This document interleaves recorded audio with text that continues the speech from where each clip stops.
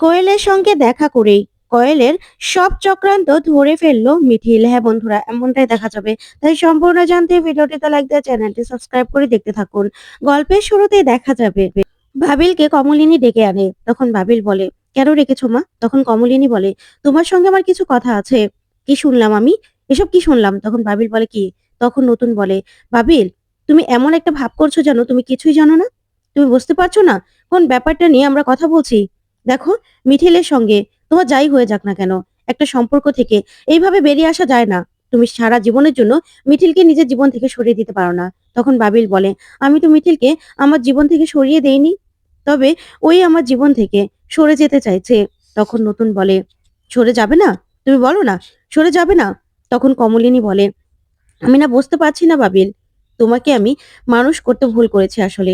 না হলে তুমি এরকম ভাবে শান্তভাবে কি করে আছো? তখন মিঠি বলে, আমরা না কাকে বিশ্বাস করব কিছুই বুঝতে পারছি না। তখন কমলিনী বলে, তুমি তুমি একটা মেয়ের সঙ্গে এত দিন ধরে সম্পর্ক ছিলে, তারপরেও আরেকটা মেয়ের সঙ্গে এরকম একটা কাণ্ড কি করে করো তুমি? বলো কি করে করো? তখন তো বাবিল কি বলবে কিছুই বুঝতে পারে না। তখন কমলিনী বলে, আবার শুনলাম মেয়েটা নাকি প্রেগন্যান্ট। কি করে হলো এসব? আর ওই মেয়েটাই বা কেমন? তোমার সঙ্গে আরেকজনের বিয়ে ঠিক হয়েছে জেনেও ওই মেয়েটাই বা তোমার সঙ্গে সহবাস করতে কি করে রাজি হয়ে যায়? আমি তো কিছুই বুঝতে পারছি না। তোমার কি একবারও মিঠিলের কথা মনে পড়েনি? হুম?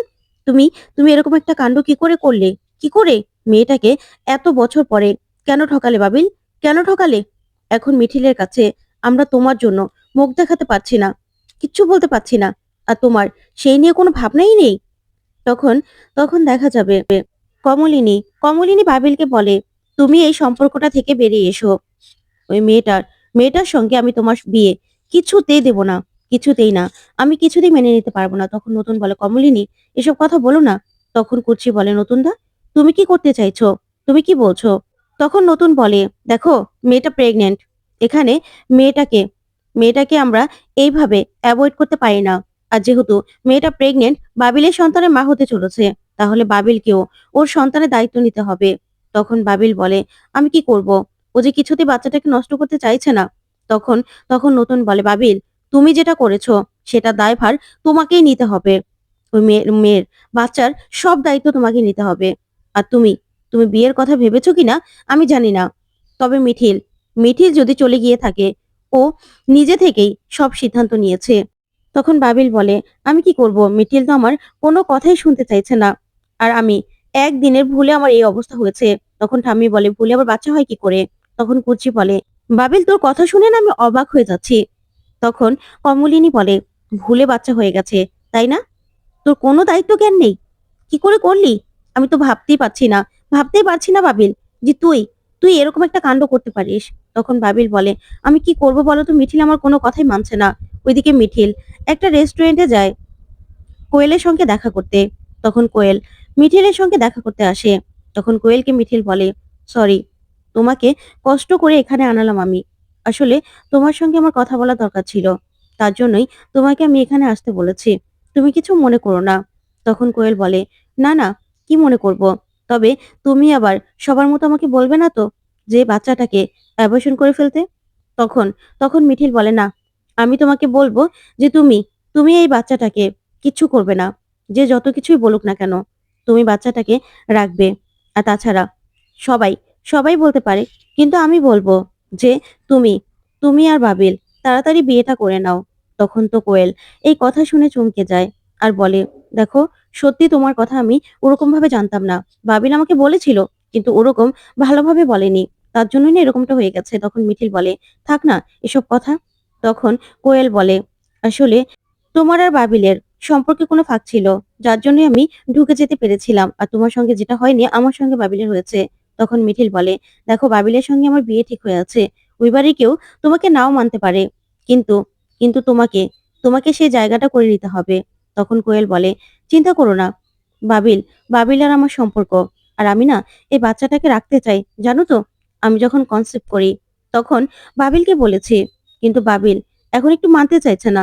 কিন্তু আমি জানি পরে ঠিক ও মেনে নেবে, কারণ বাবিল বাবিল আর আমার ভালোবাসার জন্যই তো আজকে আমি মা হতে পেরেছি। আর তোমার সঙ্গে সেটা তো আর ঘটেনি। তখন তখন মিঠিল বলে, মানে কি বলতে চাও তুমি? আমার সঙ্গে বাবিলের সঙ্গে অনেকদিন ধরে বিয়ে ঠিক হয়ে আছে। ওই বাড়িতে আমার খুব যাতায়াত। কিন্তু ওই বাড়ির মানুষগুলো না, বিশ্বাস করো, খুব ভালো। বিশেষ করে বাবিলের মা।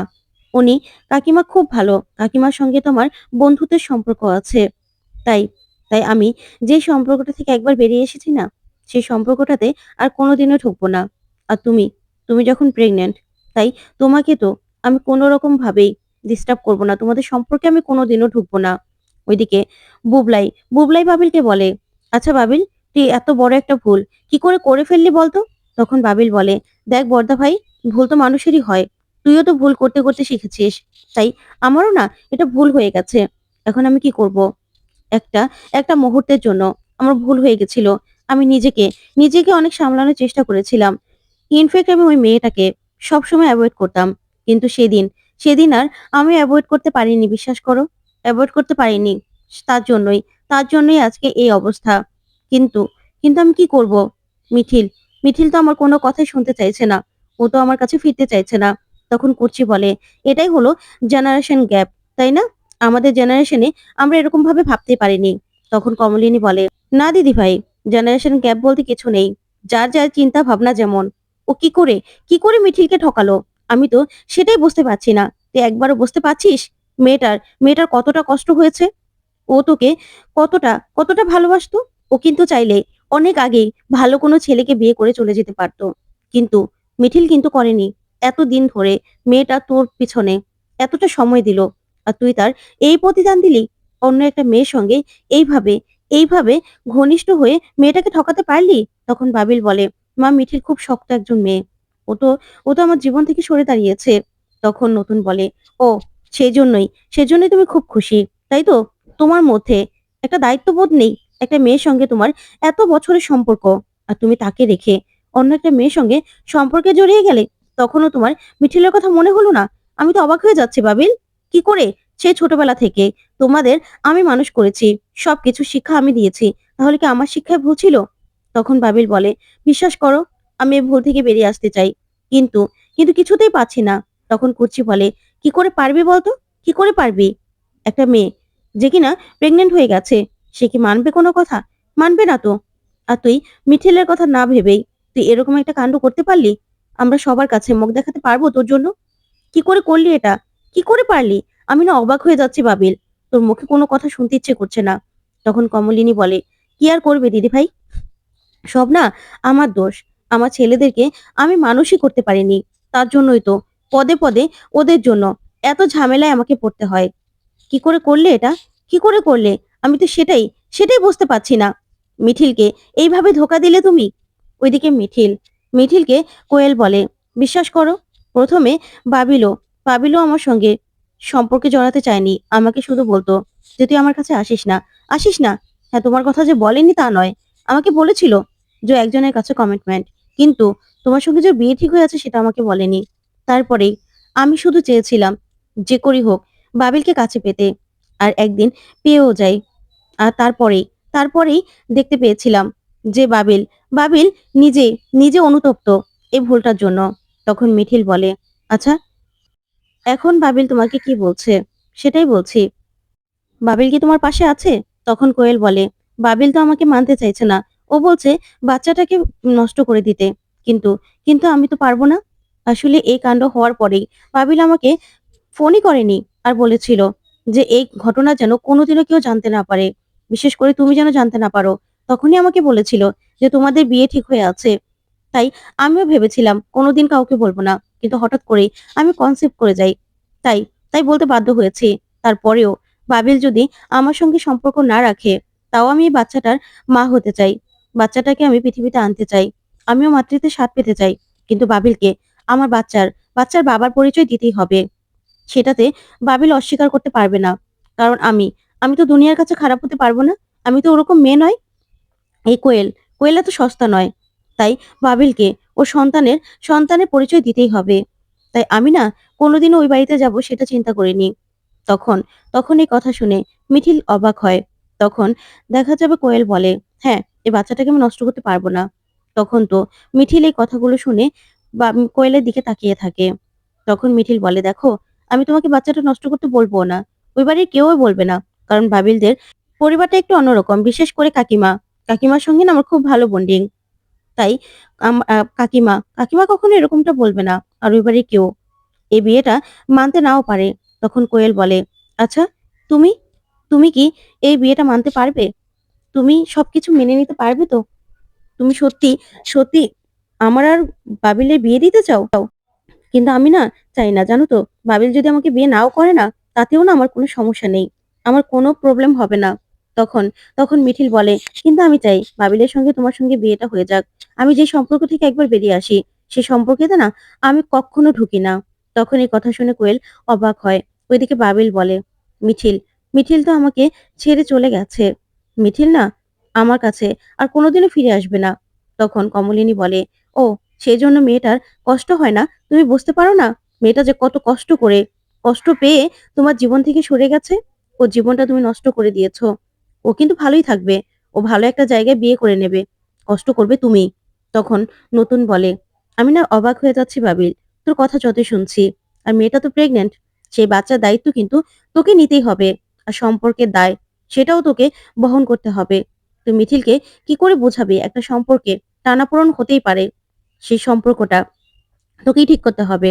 তখন বাবিল বলে, "মিঠিল আমার জীবনে আর ফিরে আসবে না। কখনোই ফিরে আসবে না। ও আমার জীবন থেকে বেরিয়ে গেছে।"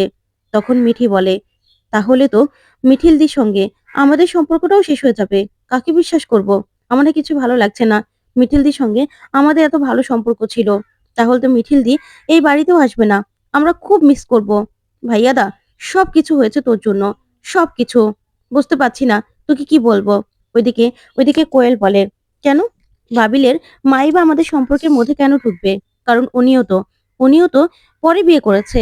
অবশ্য তাকে নিয়ে আমার কোনো সমস্যা নেই। বিশ্বাস করো, তাকে নিয়ে আমার কোনো প্রবলেম নেই।" তখন মিঠিল বলে, "আসলে তারা সমস্যা করবে না। তারপরেও এত বছর ধরে আমার সঙ্গে একটা সম্পর্ক তো। আমি ওই বাড়ির বউ হয়ে যাব জানতেও। তার জন্যই তার জন্য হয়তোবা এই বিয়েটা তারা মানতে পারবে না।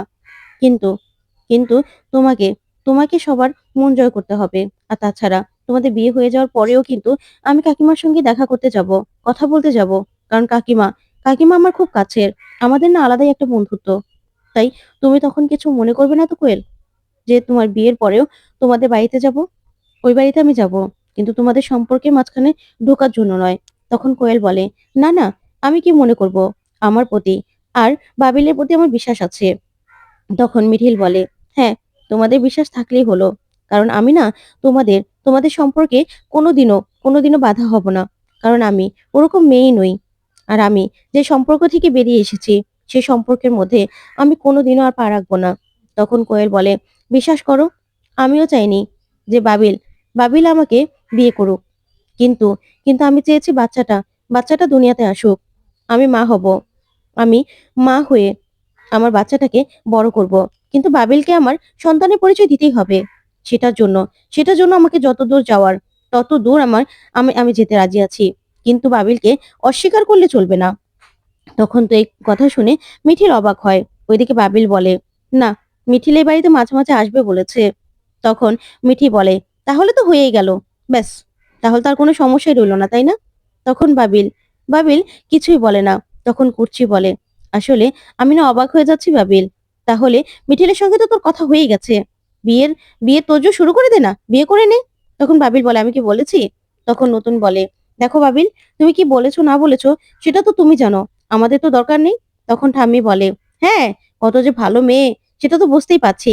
যাক, সেটা না হয় হয়েছে। কিন্তু মেয়েটার নাম কি? আর পড়াশুনো জানে?" তখন বাবিল বলে, "ওর নাম কোয়েল। হ্যাঁ, পড়াশুনো জানে।" তখন ঠাম্মি বলে, "তা বংশ পরিচয় কি? ভালো বংশের তো? নাকি আবার রাস্তার মেয়ে?" তখন বাবিল বলে, "না, বংশ পরিচয় আছে।" তখন তখন সবাই দাঁড়িয়ে কথাগুলো শুনতে থাকে। তখন বাবিল বলে, "না, পড়াশোনাও জানা আর শিক্ষিতাও।" তারপরেই কমলিনী বলে, "হ্যাঁ, কত যে শিক্ষিতা তা তো বোঝাই যাচ্ছে অন্য একটা ছেলের সঙ্গে। এইভাবে এইভাবে নিজে জড়িয়ে পড়ে প্রেগনেন্ট হয়ে গেল। কত যে শিক্ষিত সেটা তো বুঝতেই পারছি। আর কত যে ভালো বংশ। কি করে কি করে করলে এটা? আমি না অবাক হয়ে যাচ্ছি। শোনো বাবিল, তোমাকে আমি একটা কথা বলে দিচ্ছি। তুমি বিয়ে করলেও না তোমার এই বিয়েতে আমরা কেউ থাকবো না। তোমার এই বিয়েতে আমাদের কারো মত নেই। কেউ না এই বিয়েতে কোনো কিচ্ছু করতে পারবো না। তখন বাবিল বলে, আমি তো এই বিয়েটা করতে চাই না। মিঠিলকে মিঠিলকে আমি এখনো ভুলতে পারছি না। ও আমার সবটা জুড়ে আছে, কিন্তু আমি কি করব? তখন নতুন বলে, দেখো বাবিল, তোমার বিয়ের পরে না তুমি এ বাড়িতে থাকতেই পারো। তবে তবে এই বাড়ির কেউ তোমাকে কোনো রকম কোনো হেল্প করবে সেটা তুমি আশাও করো না। সেটা না আমরা আমরা কেউ করতে পারবো না। তোমারটা তোমাকেই করতে হবে। ওই বাচ্চার দায়িত্ব তোমাকেই নিতে হবে। ওই মেয়েটা যখন অ্যাবর্শন করতে চায় না, সিঙ্গেল মাদার হয়ে থাকতে চায়, তাহলে তো তোমাকে বিয়েটা করতেই হবে। তখন কুচ্চি বলে, আমার অবাক লাগছে, কিন্তু এই বিয়েতে না আমরা থাকবো না। ও যাই করুক না কেন। মিঠিল মিঠিলকে আমরা কষ্ট দিতে পারবো না। মিঠিলের মতো মেয়েকে ছেড়েও এরকম একটা মেয়ের কাছে গেছে, ওকে সেই জন্য পস্তাতেই হবে। ও বুঝতে পারবে, ও একদিন ঠিক বুঝতে পারবে যে ও কি হারিয়েছে। জীবনে কাকে হারিয়েছিস সেটা না তুই তুই ঠিক টের পাবি। তখন তো বাবিল অবাক হয়ে যায়। তারপরে কমলিনী বলে, হ্যাঁ, মিঠিল জীবনে ঠিক ভালো থাকবে বাবিল, কিন্তু তোমার জীবনটাই কাটা ছেঁড়ায় ভরা থাকবে। তুমি না জীবনেও ভালো থাকতে পারবে না, জীবনেও তুমি সুখী হতে পারবে না বাবিল, আমি তোমাকে বলে দিচ্ছি। তখন নতুন বলে, কমলিনী, এসব কথা বলতে হয় না। তখন বাবিল বলে, আমি কি করব মা, আমি তো কিছুই করতে পারছি না। তো বন্ধুরা, কেমন লাগলো আজকের আপডেট, কমেন্ট করে জানাও। ধন্যবাদ।